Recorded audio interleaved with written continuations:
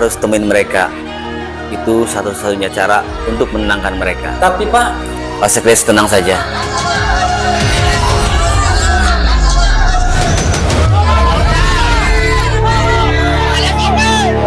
Jangan salahkan kami kalau kami berbuat bacot. Bacot Bapak.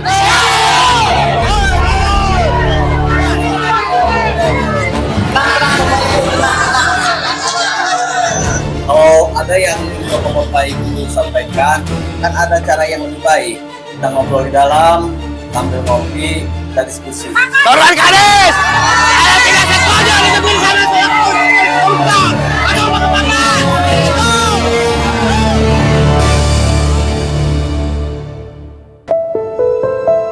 Weh, anak koruptor lewat nih. Oh iya, anak koruptor. Anak koruptor mau kemana nih?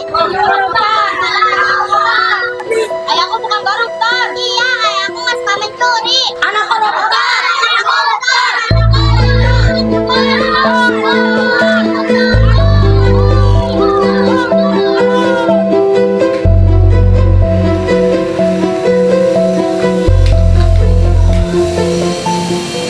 Kenapa?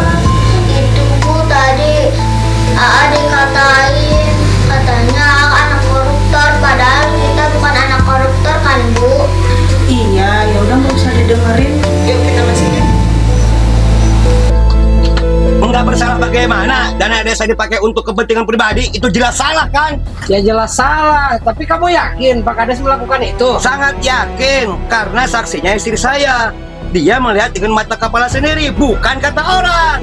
Kalau responnya dari Pak Kades diam-diam aja bagaimana? Itu artinya menganggap sepele suara warga. Kita laporkan saja ke Pak Camat. Tuh Pak Uj Sekdes.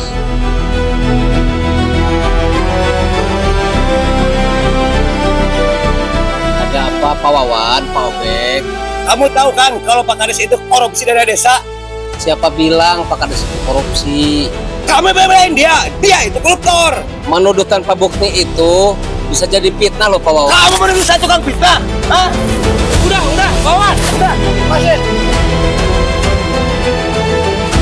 Apa? Kamu dikeroyok? Oh enggak Pak, Pak Wawan cuma mencengkeram leher saya aja Pak. Besok saya temui mereka. Ya sudah, Pak Uji istirahat dulu. Telepon dari siapa ya? Uje katanya sedikit ribut dengan warga. Warga siapa? Wawan dan Obek. Pasti Wawan dan Obek provokatornya itu. Ayah juga nggak tahu. Kita jangan langsung menuduh Bu. Dari cerita ayah, siapa lagi kalau bukan mereka? Teman-teman Aik juga, mereka suka bilang kita anak koruptor. Iya bener, tapi koruptor itu apa sih Koruptor itu pencuri, iya kan ya? Koruptor itu orang yang mengambil uang bukan haknya. Misal mengambil uang untuk kepentingan pribadi. Itu kan dosa ya ayah. Iya, itu perbuatan dosa, termasuk orang yang suka menuduh orang lain korupsi. Itu sama aja memfitnah orang yang gak bersalah. Saya heran, kenapa mereka menuduh saya korupsi? Saya juga gak habis pikir Pak. Apalagi Pak Wawan, orang yang paling keras menuduh Bapak korupsi. Maaf Pak, mereka sudah menunggu di ruang pertemuan. Ya Todi, saya akan kesana. Atas dasar apa Pak Wawan menuduh saya korupsi? Apakah Bapak punya berkas-berkas pembuktiannya? Saya memang tidak punya berkas-berkas pembuktian kalau Bapak sudah korupsi, tapi saya punya saksi hidup. Maksudnya Pak Obek? Bukan, tapi istri saya. Tahu dari mana ibu saya korupsi? Saya tahu karena saya melihat dengan mata kepala saya sendiri. Wah, itu Pak Lurah beli mobil baru. Iya bener.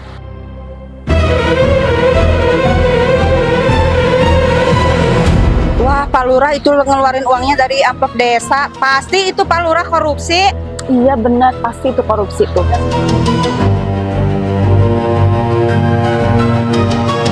Maksud ibu amplop ini? Iya, amplop itu. Saya gunakan amplop ini karena tidak ada lagi amplop lain untuk ngambil uang di ATM. Kalau ibu mau, ibu bisa pakai ini. Iya, kan itu bisa jawab aja. Mana ada maling nyapu, ya kan Pak Ben? Iya, Pak Wawan. Oh, maksud Pak Wawan Pak Kades korupsi? Iya, ini akan saya laporkan ke Pak Camat. Saya mengerti yang menjadi perhatian Bapak dan Ibu di sini. Dan saya bangga karena Bapak dan Ibu mau mengawasi kinerja kami. Ibu-ibu dan bapak-bapak, perlu diketahui, selain dana desa dimonitoring dan dievaluasi oleh kecamatan, penggunaan dana desa juga diperiksa oleh Inspektorat Kabupaten setiap tahunnya. Kemudian desa sekarang sudah bekerja sama dengan kejaksaan melalui program Jaksa Jaga Desa, di mana setiap transaksi keuangan desa akan terpantau oleh Kejaksaan Negeri.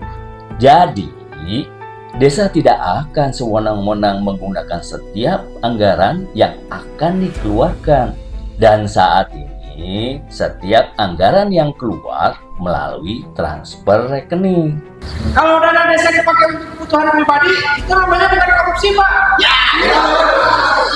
Oh ya, hampir lupa, Pak Kades tidak bisa mengeluarkan sendiri uang dari bank karena harus memakai token dan tidak menggunakan uang cash.